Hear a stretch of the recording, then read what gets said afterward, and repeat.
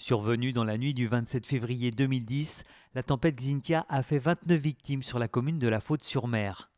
Parallèlement, 42 km de digues ont été endommagées ou détruites, permettant par endroits à la mer d'avancer sur plus de 7 km dans les terres. Xynthia nous a alertés, a été une expérience tellement douloureuse pour les Vendéens. Mais c'était le premier signe avant-coureur du niveau des océans qui est en train de monter, du risque que comportent ces milieux fragiles.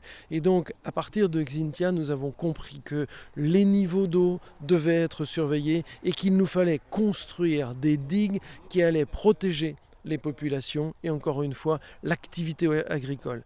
Dès 2010, des financements ont été débloqués et les premiers travaux ont été lancés. Aujourd'hui, dans le cadre du PAPI, le programme d'action de prévention des inondations, ce sont plus de 150 hectares qui sont devenus propriété du syndicat mixte Vendée-Sèvres-Authise et des dizaines de kilomètres de digues qui sont sortis de terre. Les digues, elles ont été réalisées avec différentes études.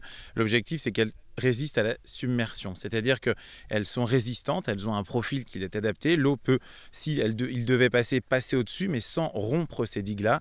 Et on a un système de digues premières et de digues secondes, ce qui permet de cantonner. Si une submersion devait se faire au-delà des digues premières, ça serait cantonné sur un espace entre la digue première et les digues secondes. Travaillant en lien étroit avec le parc naturel régional du Marais Poitevin, une attention toute particulière a été portée à la sauvegarde de la biodiversité, avec notamment la restauration des corridors écologiques, une opération qui touche bientôt à sa fin.